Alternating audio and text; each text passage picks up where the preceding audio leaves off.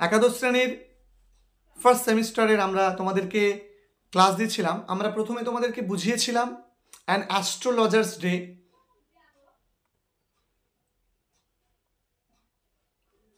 এই an astrologers day আমরা তোমাদের সঙ্গে এমসিকিউ আলোচনা করব। প্রথমত এই যে অ্যান অ্যাস্ট্রোলজার্স ডে, এখান থেকে আমরা বেশ কিছু তোমাদেরকে অনলাইনার্স দেব।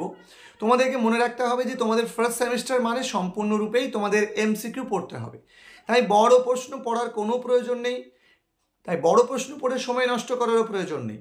এই মুহূর্তে দাঁড়িয়ে তোমাদেরকে শুধুমাত্র এমসিকিউ করে যেতে হবে, আর তার জন্যই আমাদের একান্ত প্রয়াস আমরা তোমাদেরকে বেশ কিছু অনলাইনার্স দেব। যে রকমভাবে পরীক্ষাতে প্রশ্ন আসতে পারে এমসিকিউগুলো, ঠিক সেই রকম প্যাটার্নে আমরা তোমাদেরকে কিছু অনলাইনার্স দিচ্ছি, তোমরা সেগুলো দেখে নাও।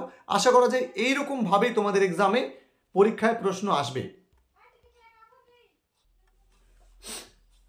দেখো আমাদের যে প্রথম প্রশ্নটা হচ্ছে, the story is about an unnamed astrologer who is confronted by a stranger. যে একটা স্ট্রেঞ্জারের প্রশ্নের সম্মুখীন পড়েছিল, এটা নিয়ে গল্পটা।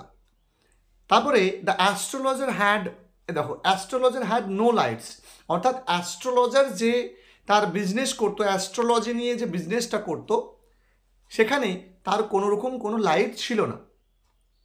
এরপরে দেখো, এরপরে যেটা আমরা পাবো সেটা হচ্ছে 3 নম্বর, Raja's delicacy is the name given to a stale sweet by vendor of fried ground nuts. ঠিক আছে, গ্রাউন্ড নাটসের দ্বারা এই নামটা কিন্তু দেওয়া হয়েছিল। তারপরে দেখো এরপরে তোমাদের কি আসতে পারে। এরপরে 4 নম্বর প্রশ্ন তোমরা লক্ষ্য করবে, বলে দিয়েছে যে the fictional South Indian town created by R K Narayan for his short stories. তার শর্ট স্টোরিজের জন্য যে সাউথ ইন্ডিয়ান অর্থাৎ দক্ষিণ ভারতের যে ফিকশনাল, যে কাল্পনিক যে জায়গাটা তিনি এখানে বলতে চেয়েছেন সেটা হচ্ছে মালগুডি। আর এই মালগুডি ডেজ নামক তার যে নভেল, সেখান থেকে কিন্তু এটাকে নেওয়া হয়েছে, বা তার যে গল্প সংকলন সেই বই থেকেই এই যে গল্পটা তোমাদের সেটাকে নেওয়া হয়েছে। 5 নম্বর প্রশ্ন, the astrologer set up his shop in town hall park, অর্থাৎ অ্যাস্ট্রোলজার তার যে দোকান সেটা সেট আপ করতো কোথায়, in astrologer in town hall পার্কে। এগুলো কিন্তু গুরুত্বপূর্ণ প্রশ্ন, তোমাদেরকে মনে রাখতে হবে। তারপরে 6 নম্বর প্রশ্ন দেখো, 6 নম্বর প্রশ্ন ভালো করে দেখো, the astrologer regularly opened his bag for his business. মানে অ্যাস্ট্রোলজার প্রতিদিন তার ব্যাগটা ওপেন করতো, ব্যাগটা খুলতো কখন, অ্যাট মিডনাইট। 7 নম্বর প্রশ্ন, 7 নম্বর প্রশ্নটা দেখো আমরা একটু বড় রেখেছি প্রশ্নটাকে। The equipments astrologer used for his business were, যে সমস্ত উপকরণগুলো অ্যাস্ট্রোলজার তার বিজনেসের জন্য ইউজ করত সেগুলো কি কি, দেখো তোমার যে কোনো একটা অপশানে থাকবে। আমরা এখানে সমস্তগুলোকে রেখেছি। কি, cowrie shells, square piece of cloth, তাহলে ক্লথের আকারটা কেমন ছিল, রেক্ট্যাঙ্গুলার, ট্রায়াঙ্গুলার না স্কোয়ার, এরকম কিন্তু তোমার প্রশ্ন দিতে পারে।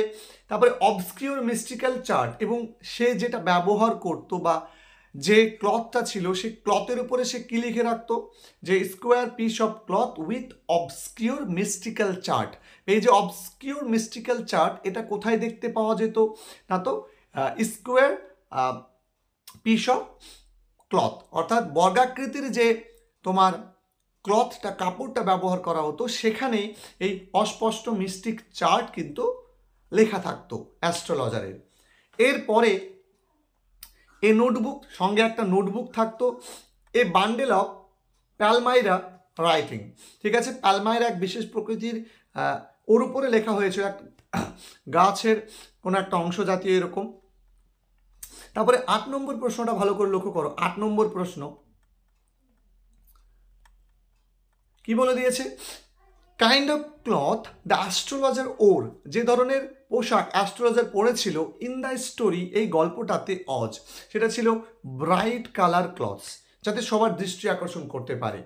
9 নম্বর প্রশ্নটা দেখো, বলে দিয়েছে the astrologer sat for his business, তার বিজনেসের জন্য বসতো কোথায়, না তো ট্যামারিন পন্ড। এখানে ধরো বেনিয়ান ট্রি বা বিভিন্ন রকম গাছের নাম তোমার দিয়ে দিবে, যে বেনিয়ান ট্রি, ওক ট্রি, তারপরে ট্যামারিন ট্রি, ঠিক আছে। তারপরে দেখো colour of turban the astrologer worn, যে ধরনের কালারের টারবান বা পাগড়ি অ্যাস্ট্রোলজার পরতো, সেই পাগড়িটার রং কি ছিল, না তো স্যাফরন। এখানে গ্রিন, ব্লু, অরেঞ্জ এরকম কালার দিয়ে দেবে, এটা হচ্ছে স্যাফরন বা গেরুয়া রং, ঠিক আছে।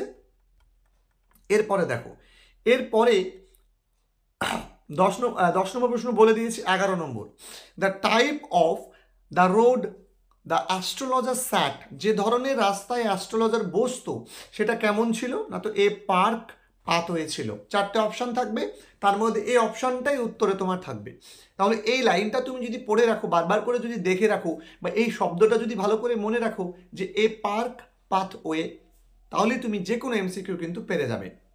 ওকে, এরপরে দেখো 12 নম্বর প্রশ্ন আমাদের আজকের, to attract the whole town, মানে পুরো শহরটাকে আকর্ষিত করার জন্য, অ্যান্ড এনাফ ডিন, মানে যথেষ্ট বা প্রয়োজন মতো যে ডিন বলতে হই হট্টগোল, ওয়াজ ক্রিয়েটেড মানে হচ্ছে সৃষ্টি করা হতো, বাই কার দ্বারা, না তো দ্য অকশনার অফ চিপ ক্লথ, অর্থাৎ যে নিলামদার সস্তায় জিনিসপত্র বিক্রি করতো নিলামে, তার আওয়াজের কথা এখানে বলা হয়েছে, তার হইহট্টগোলের কথা এখানে বলা হয়েছে। তারপরে দেখো 13 নম্বর প্রশ্ন, the fancy names given by the groundnut vendor for his ware, অর্থাৎ বলে দিয়েছে যে ফ্যান্সি নেমস, যে কাল্পনিক নামগুলো গ্রাউন্ড নাট ভেন্ডর তার জিনিসপত্র বা তার যে নাটস সেটা বিক্রি করার জন্য ব্যবহার করতো, সেগুলো কি কি ছিল। দেখো এই 3টে নাম সে বলেছিল, বোম্বে আইসক্রিম, দিল্লি আমন্ড এবং Rajas delicacy, and Schwann and সোফোর্থ, এইভাবে ছিল। তাহলে এই 3টে জায়গা তোমাকে মনে রাখতে হবে। 14 দেখো, the astrologer transacted his business by the light of. এবার এখানে দেখো 4টে অপশান দেওয়া আছে, এরকম 4টে অপশান তোমার দেওয়া থাকবে, উত্তর কোনটা হবে তোমাকে লিখতে হবে। তুমি বলো কি হবে, যে অ্যাস্ট্রোলজার তার বিজনেসের লেনদেন করার জন্য যে আলোটা ব্যবহার করতো, সে আলোটা কি ছিল, সোলার প্যানেল না, সোলার প্যানেলের ব্যাপারটা তখন এটা পাস্ট ইনসিডেন্ট, এটা হওয়ার প্রশ্নই ওঠে না। ফ্লেয়ার ক্যান্ডেল মানে মোমবাতির কোনো গল্প আমরা পাইনি। Naked flares struck on polls, এটা আমরা পেয়েছি, কিন্তু এখানে ফ্লেয়ার্স হবে উত্তর, কারণ ফ্লেয়ার্সের মাধ্যমেই সে তার ঘরটা আলোকিত হতো, বা সে যেখানে বসতো সেই জায়গাটা আলোকিত হতো। কোশ্চেন নম্বর দেখো 15 নম্বর প্রশ্ন, বলা হয়েছে smoke was emitting from, smoke যে ধোঁয়াটা উঠে আসছিল, সেই ধোঁয়াটা কোথা থেকে উঠে আসছিল, না তো গ্রাউন্ড নাট হিপ, অর্থাৎ এই যে বাদাম, সে বাদামের খোসার যে তোমার স্তূপ, সেটা এখানে তুলে ধরা হয়েছে। এই 15টা প্রশ্নই আমরা আজকের ভিডিওতে তোমাদের জন্য রাখছি। আমরা পরবর্তী ভিডিওতে বাকি অংশ নিয়ে, বাকি প্রশ্নগুলো নিয়ে তোমাদের সঙ্গে হাজির হব। ততক্ষণ পর্যন্ত তোমরা প্রত্যেকে আমাদের সঙ্গে থেকো। যারা আমাদের চ্যানেলে নতুন, তারা চ্যানেলটাকে সাবস্ক্রাইব করে পাশে থাকা বেল আইকনে ক্লিক করো। দেখা হচ্ছে তোমাদের সঙ্গে পরবর্তী ভিডিওতে, ততক্ষণ পর্যন্ত ভালো থেকো।